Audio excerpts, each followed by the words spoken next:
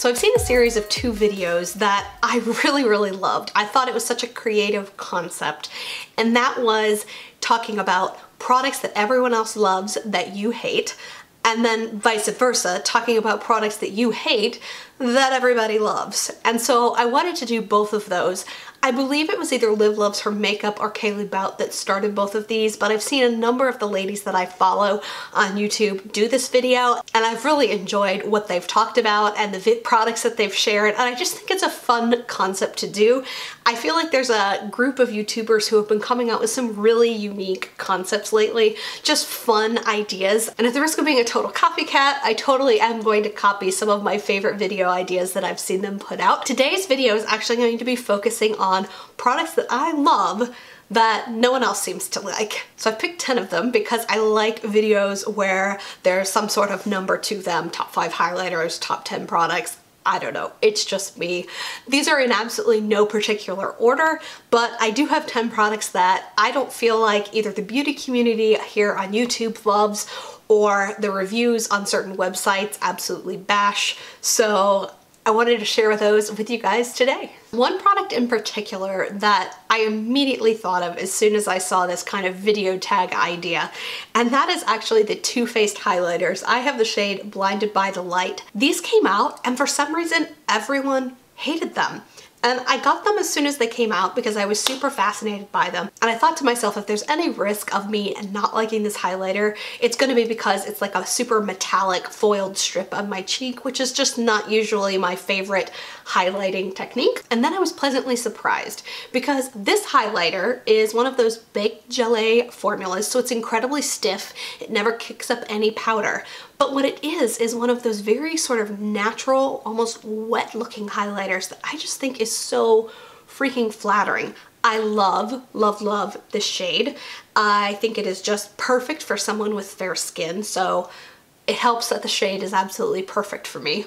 But beyond that, I feel like this is absolutely buildable to something that is super blam in your face. It never really emphasizes my texture. It never really looks weird on my skin. It lasts all day. Like, I gotta be honest, like I've seen so many reviews where people hated this and I am so confused every time I watch them. So hands down, #1 product that I think of that everybody hates that I love are the Too Faced highlighters. Okay, let's just stick with Too Faced because I've got another one staring me in the face. The other one that I felt like no one liked, and this might be a skin tone thing, so I kind of have to bear that in mind, but no one seemed to like this Sweetie Pie bronzer that they came out. This is a Radiant Matte bronzer, which, first of all, Radiant Matte, the naming nomenclature for this is just ridiculous. I don't know how you're radiant and matte. It is neither. It is satin. That is the term that Too Faced was clearly trying to stumble on.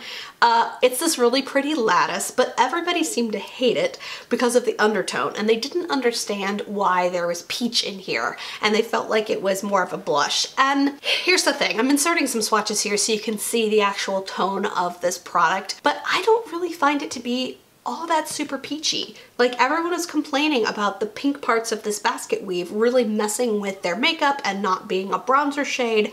For me, this is an absolutely lovely bronzer shade. It manages to be a warm bronzer that's not orange. And so for someone with fair skin like myself who struggles with bronzers being a little too orange on their skin a lot, this is like a soft peachy bronzer. So once again, I think this might just be what is your skin tone and is this one going to work for you? But I would say if you're fair to light complected, this one doesn't deserve to get all the hate that it actually gets. I think it's actually really, really pretty. All right, so let's switch gears a little bit away from face products and let's talk about an eye palette. I feel like the recent trend on YouTube has been to bash all of the original Naked palettes. And listen, I get it. Are they loaded with matte shades that every beauty blogger seems to love? No, they're not. But one palette in particular that I feel like gets the brunt of the hate is the Naked 2 palette. Now, don't get me wrong, I've heard people say that this is their favorite out of the Naked palettes, but I would say the majority of people, when I watch declutters, when I watch them talk about the Naked palettes, the one that they tend to like zoom in on first is the Naked 2 palette, and I love this palette. So I will admit to you that it doesn't have a ton of matte shades, but the matte shades that are in here are ones that I really, really love. Whereas I would agree this is a more cool toned palette. It has some warmer eye looks in there as well. So I feel like of all of the Naked palettes, this one has a lot of balance and a lot of different looks that you can make, both from the cool and the warm spectrum. There are plenty of times where I will just grab 2 eye shades and put one in my lid and one in kind of my crease slash outer corner and call it a day. And I don't necessarily feel like those have to be matte in order for me to get a really pretty look. I feel like I watch a lot of makeup artists and they don't always feel like they have to have a matte transition shade in every single look. So I get it, it's personal preference. What are you most comfortable with? What is gonna look the best on your eye shape? But I also feel like the beauty community has really pounded into our heads, especially on YouTube, that if we don't have more matte shades than shimmer shades in a palette, the palette is crap. And I just don't think that is the case. I have made some beautiful looks using 2 shimmer shades in this palette all over my lid. The shade Verve and Pistol are beautiful together. The shades Suspect and Snakebite are beautiful together. I will totally use Busted, which is a satin that doesn't have a ton of shine to it, to deepen up a look if I don't want a matte black. But this palette also has 2 things that everybody seems to want, which is a matte black and then a cream matte shade for going all over your lid or underneath your brow bone. So I get it, not everyone loves the cool tone shades that are in here. And listen, part of making this video is recognizing that there's just some things that appeal to me more than other people. But for me, this is my favorite of the Naked palettes, and it looks like I have actually not used this at all, but in reality, this is my second one. This is the only one that I have actually repurchased on. I actually hit pan on so many shades, and then I actually had a shade fall out and I lost it, that I actually bit the bullet and repurchased this palette. That is how much I enjoy it. All right, let's talk about a lip product. Now, I don't really hear anyone on the YouTube beauty community talking about this product, but the hatred for this product on Ulta's website is real. And that is the Catrice lip cushions. So they have, I think, I don't know, 6, 8 shades, not a huge shade range, but it is a cushion tip. I can see how people might not like this formula in the deeper shades, but here's why I like this formula. So I don't like sticky glosses, but I also recognize that those thicker, stickier glosses are the ones that last the longest and stand a chance of not disappearing on your lips in an hour, right? This is the strangest formula of life because it has the thickness of some of those goopier, stickier glosses.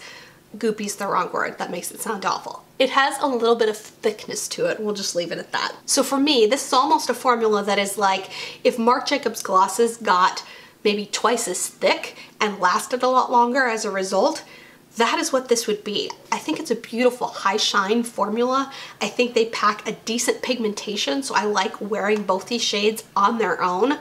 I don't know how confident I would feel wearing the darker shades. I've not tried them.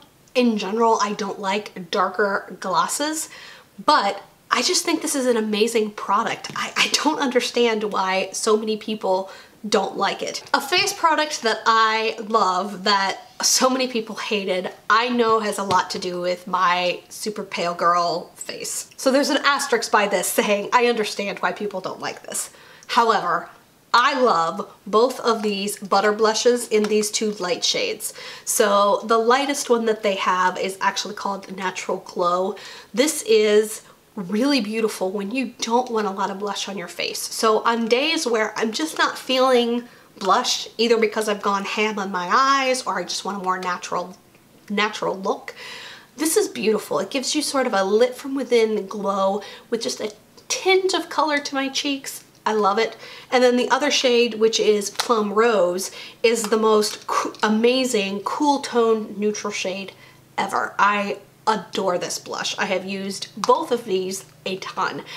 I love the Butter Blush formula, and I do love that they came out with other shades that are deeper, that are gonna match a lot more different skin tones. So I just love these 2.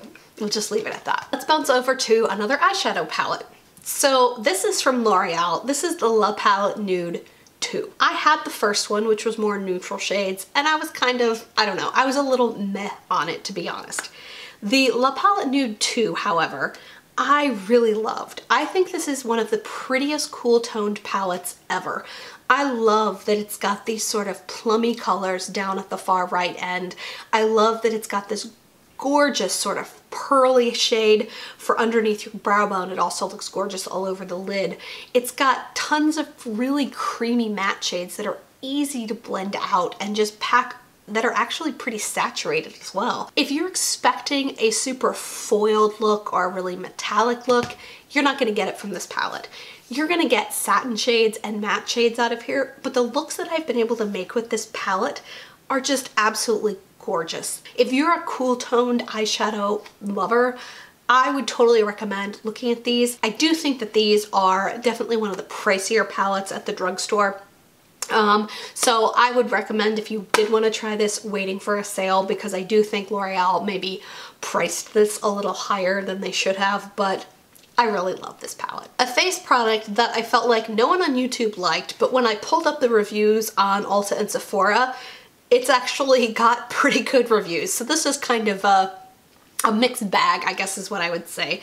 And this is the Dandelion Shy Bee. Now this intrigued me when Benefit first put it out because it was advertised as a matte highlighter, and I was like, matte highlighter? I mean, I guess.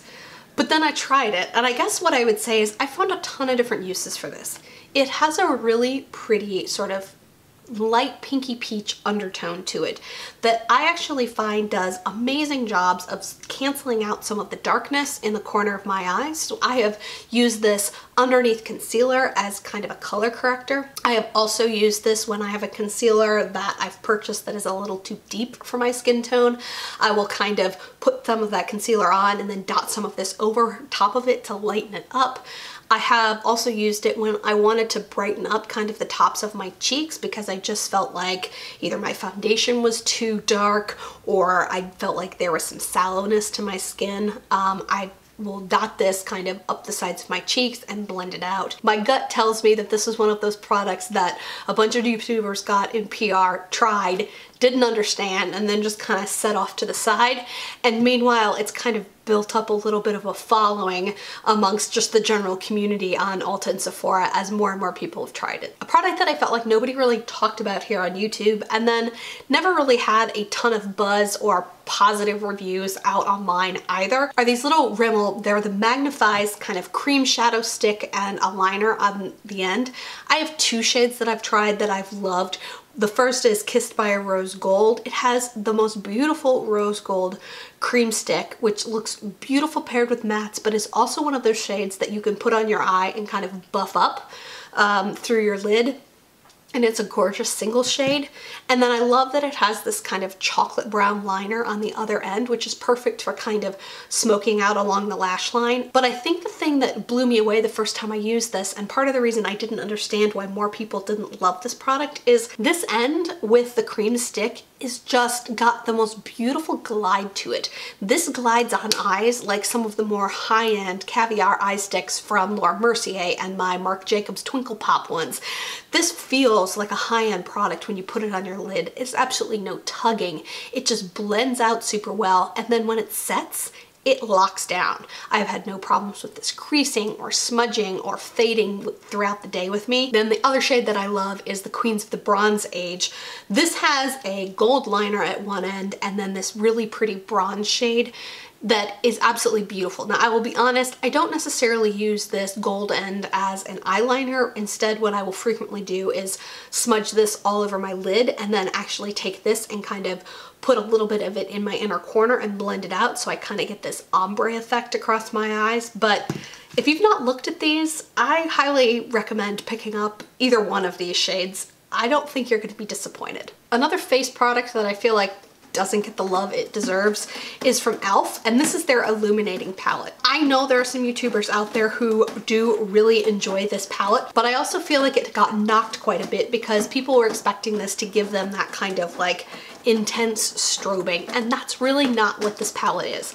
I think if you think about this palette in terms of what it was supposed to do, I think you're gonna find that you love it a lot more. So the one shade here and then this deeper shade here definitely have a nice natural glow to them. I have used this lightest white shade as a highlighter a zillion times. In fact, that Taylor, who I absolutely adore here on YouTube, swears by this shade. She uses it all the time. This is also a beautiful shade if you've got a deeper skin tone. This would do the same thing that this one would for someone with tan to deep skin. The other two shades in here, this sort of pinky toned one and then this more nude shade, these are almost straight up dupes for the ambient lighting powders from Hourglass.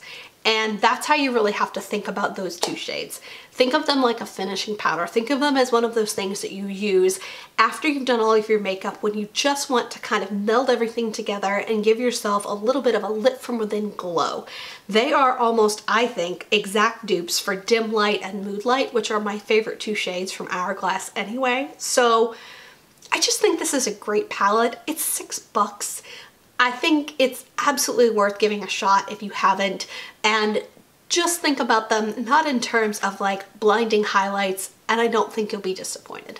All right, final product that I just felt like nobody really liked when it came out. I've only tried one of them, so I can't speak to the other two, but the one that I have that I just feel like didn't get the love that it needed, this is the Lorac palette. This is the Unzipped Ocean Sunset. They did a desert sunset and a mountain sunset. I've looked at those, but the colors didn't quite call to me the way that Ocean Sunset did. But I really enjoy this palette. I think it's got gorgeous shades. I love the fact that you've got two shades of mauve that can do some really pretty, soft, some kind of girly looks. I love this navy blue shade. It's a navy blue that actually reads blue when you use it. I love the fact that you can do a gradient that really looks like sunset with this sort of orangey peach shade here, and then fade into a mauve and then into this navy blue, and you really get a look that looks like a sunset on the ocean on your eyes. I think the shade Ocean Floor and this gold here are absolutely stunning metallics. I think this shade was a big disappointment to a lot of people, which is why this palette kind of got knocked a little bit. The shade Saltwater, it is more of a glitter topper. So here's what I would say. With a sticky base, either in a glitter glue or just a paint pot of some sort, you can absolutely get this shade to pop on your lid and look true to color.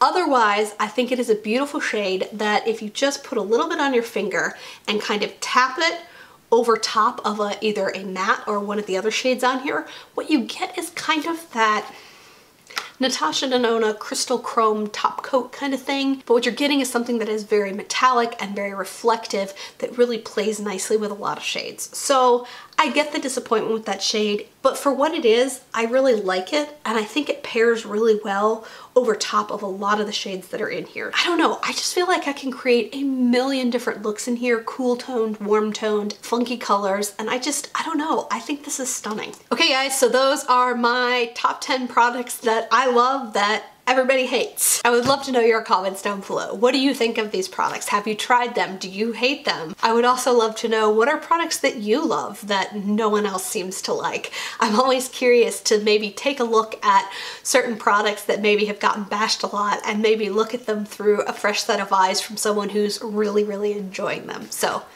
that's all for today's video. Hope you guys are having an awesome day. I'll talk to you soon. Bye.